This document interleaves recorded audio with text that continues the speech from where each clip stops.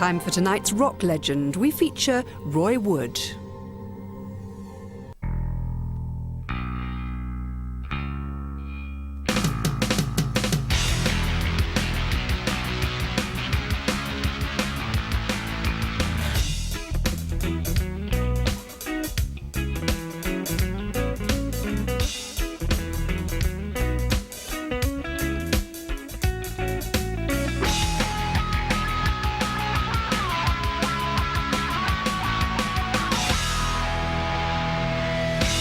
Hello, it's time to turn back the clocks again as we raid the archives in our search for rock legends from right here in the Midlands.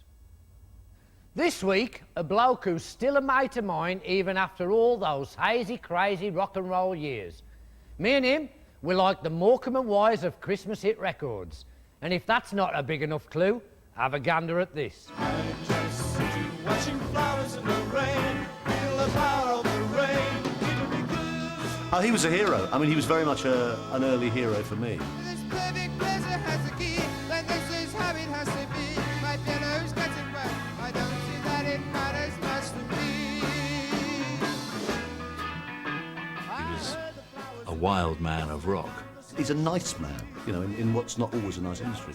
I always thought he was a very interesting, different songwriter. He had a streak of originality and used a lot of different sounds as well as writing great tunes. I'm just sitting watching flowers in the rain, feel the power of the rain, making the garden grow. Yep, it's the Brummie Wizard himself, Roy the Boy Wonder Wood, a man who's had more hit records over the years than I've had liquid lunches. I started off as a drummer at the age of 5, and I played drums at my sister's wedding when I was about 6. I think he was taken for granted. We wasn't aware that he was extraordinary or extra gifted. It was only really later on in life, you know, that you look back and you think, oh, blimey, he was, you know. Roy loves playing music. I mean, he's a fantastic musician. He can play everything. You know, he can play... I mean, he had a big problem with, I think, the MU, who actually blacked him for a while or stopped him being part of the union, which was, you know, career-wise, could have been disastrous because he wouldn't employ lots of other musicians. He said, I can play everything myself. There's no point me getting someone in who can play, you know, the lead guitar or bass guitar half as good as I want it to play. Well, I can do it myself. He knows how to coax something out of an instrument, and humour is always present. He always seems to make an instrument, you know, it's always a bit tongue-in-cheek. Over the years, he's matured the talent, but I think he's born with it to a certain extent. He's got to be some kind of gift because he's just too good at it. We didn't have a great deal of money, but if I had any spare money, I used to go out and buy stuff with it. I was just mad for it. Any second-hand things like oboes and cello and saxophone. It's difficult to actually have the instruments in your possession and not actually have a go on them, you know. So I used to just annoy everybody with it, which is great. Later on, when I was in Wizzard, I thought, well, one thing I haven't got in my collection, that's bagpipes. And being kicked out of a few hotels trying to get those things to work, you know, you've got to be bonkers to play them.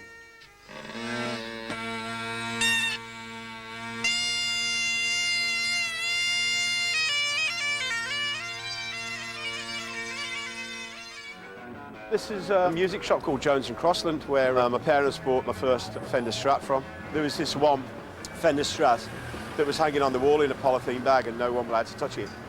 And for my 14th birthday, I think it was, my dad just nonchalantly said, oh, there's something over there in the corner for you. I went over and it was that guitar. They were always quite expensive guitars, and my mum and dad had to have it on HP sort of thing. It was probably a bit of a struggle for them, but I think I sort of paid him back in the end.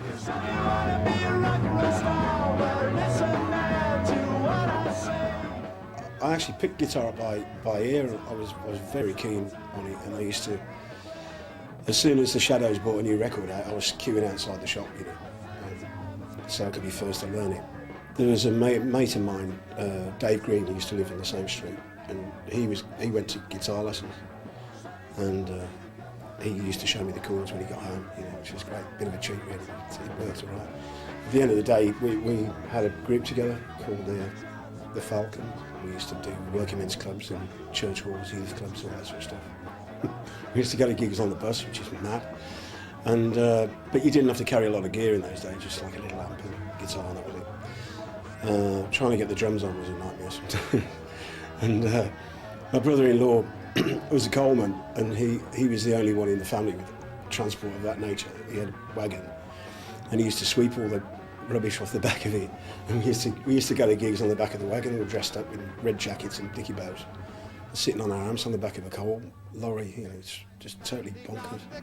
Roy soon wanted to work with some of Birmingham's best musicians.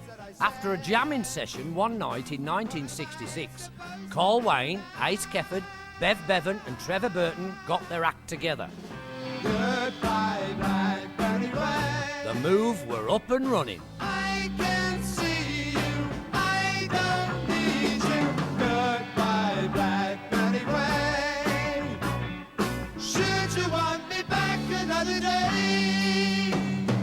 Down to the park, overgrowing, but the trees are bare. I started my career here actually.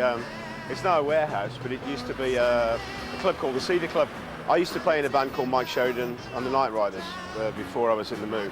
And all the people in the Move, all their respective bands used to play here. And that's how we met. We used to get together and have chats and that. I was getting a little bit fed up with being a bit of a human jukebox really, because in order to get work in those days, you had to just do the chart stuff. And I just wanted to do my own stuff, you know. And the people that eventually became the Move were interested in doing that too. The Move was soon ready to perform their first gig. It was to be at one of the region's top venues, now more famous for golf's Ryder Cup than rock and roll. But at that time, the Belfry at Sutton Coldfield was the place for bands to strut their stuff. I can hear the grass grow. I can hear the grass grow. It was basically just a big old mansion house, wasn't it? Yes. It's amazing how it's come on. The Move had this different style, this moody image that came over. And when you consider that all this was car park in the early 60s, and now they put that there, yes.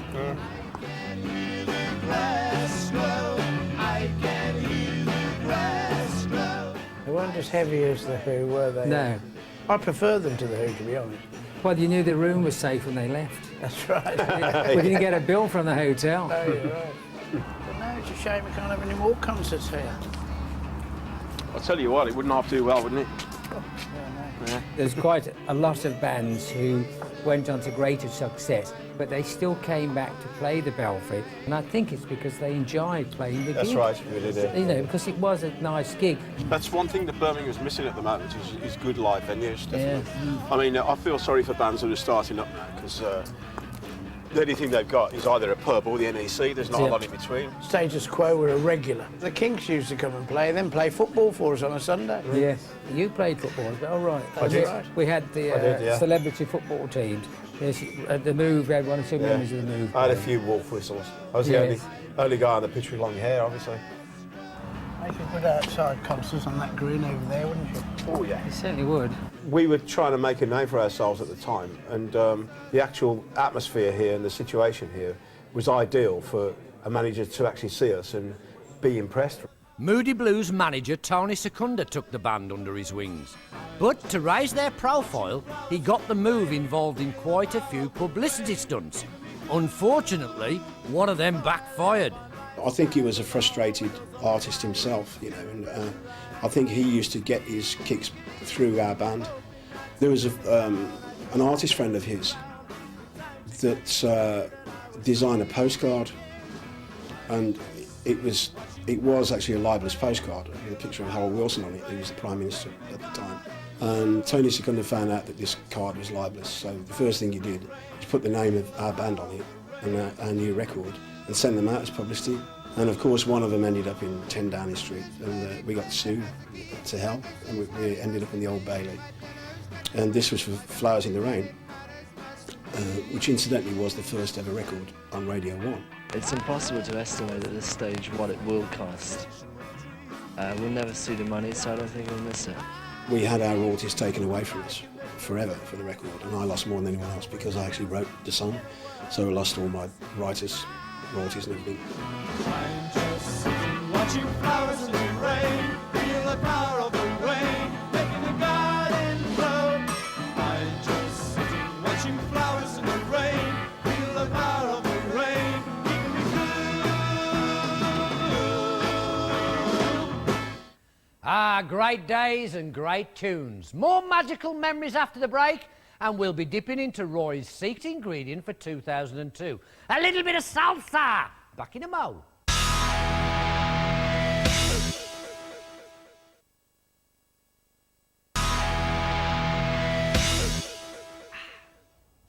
Welcome back. Now, the boy Roy's always been a touch shy of the limelight, but one night, that was all to change. In fact, it was a complete makeover. We were doing the old grey whistle test on TV, and this girl had made me a coat. It was a longer, full-length coat out of triangles. I put this coat on, looked at myself in the coat, and I sort of disappeared into the background. So I thought, maybe I better change my image a little bit. So I combed my hair. My hair was always long anyway, but I combed it right out so it was just mad. And then I went to the wardrobe department and I got some black and white makeup. And I made an face up just to match the coat.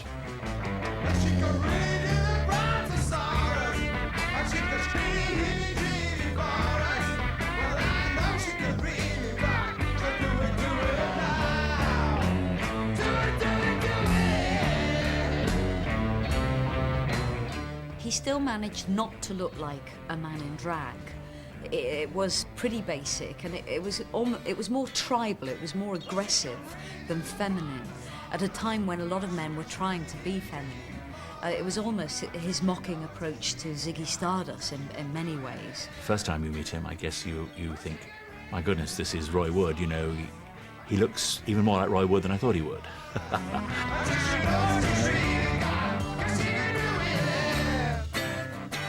He's quite a shy guy, and you know, he has this amazing big act, but in truth he's a quiet guy, so he used that makeup as sort of a badge to get away with it. We were at the TV studios, and of course I got a dark beard and I wore this white wig, and he looked just stupid. So I tried to do my beard with talcum powder, and every time I went to sing there was clouds of dust coming out of my beard. So I made it white with Meltonian shoe whitener that you do your tennis shoes with. It was one pointy one then, and it went as stiff as a board. You could have snapped it off. It took me a week to get the stuff out, but it was worth it. I now think he's doomed. It's too late for him to change his image now. But it's great. I mean, it's highly original, and it's interesting how the same look can go from being avant-garde to slightly retro to old-fashioned, and then to be incredibly avant-garde again. I was up in Stratford-on-Avon a few months ago, and my wife knows Roy very well as well, and we just pulled in a car in front of us, and there was just like this long mane of hair and a sort of half a silver jacket and whatever. And he got out, parked his car badly, and got out and sort of ambled up the road with sort of silver boots on and sort of extraordinary green trousers and 2 odd socks and, you know, his manic beard and all that, and his funny little shades on. And I said, "Hey Woody, how are you?" And he turned around and went, "God, CT, how'd you know it was me?" And I'm thinking, who the hell else on earth could it possibly be? You know? And it's not a thing with him. He's not like on parade. He's just like that, you know.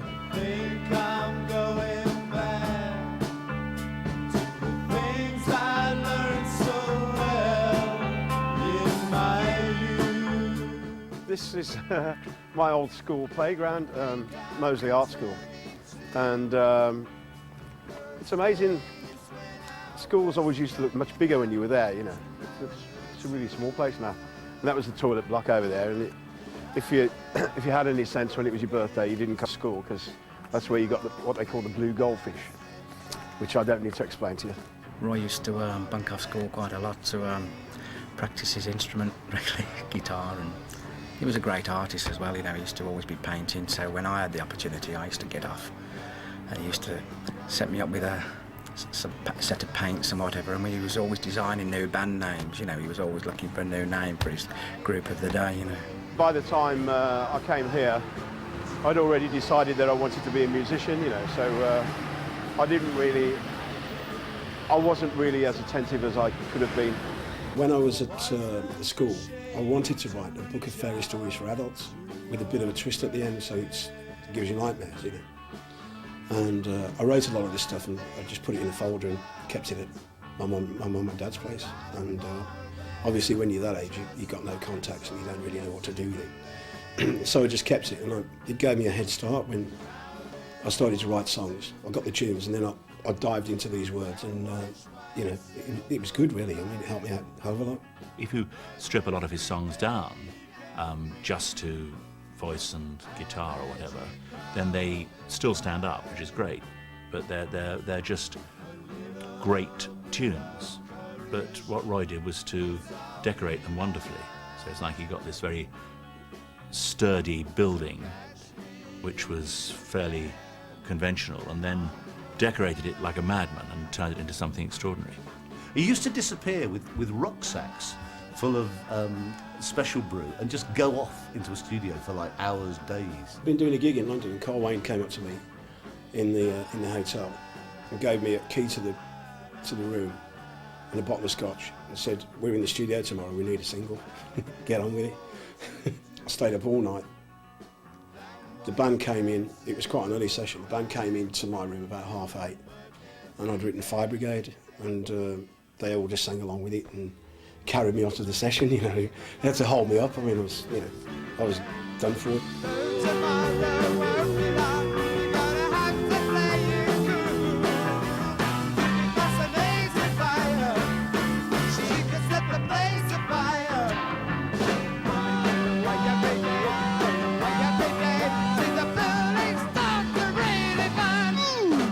A self-confessed culture vulture, Roy had always enjoyed the classics.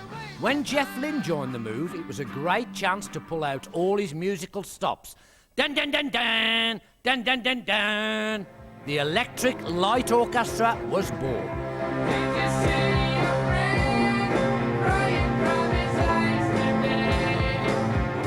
With a couple of ELO albums in the bag and more chart success, it was time for a new challenge. Glam rock was dominating the charts, and along came Wizzard to add some magic all of their own. I thought the Wizzard records were fantastic, you know. Yes, they hark back to Phil Spector, and they weren't trendy that what else we played, but you know, you put on that See My Baby Jive and the bloody place jumped.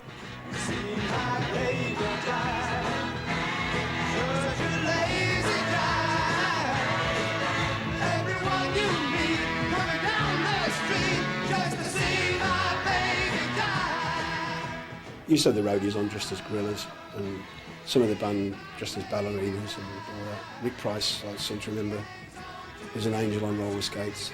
If you'd known you're making history, you wouldn't have made such a mug of yourself, would you really?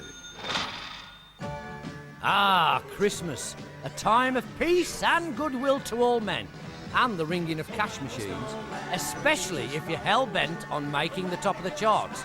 Let's face it, those songs have become a tidy pension plan.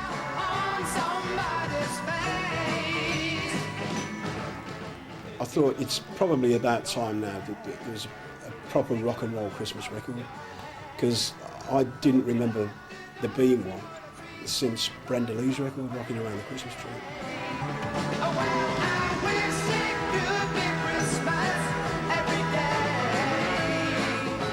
I can remember looking out of the window of Air Studios and seeing the heat coming off the pavement outside. It was red hot, it was August.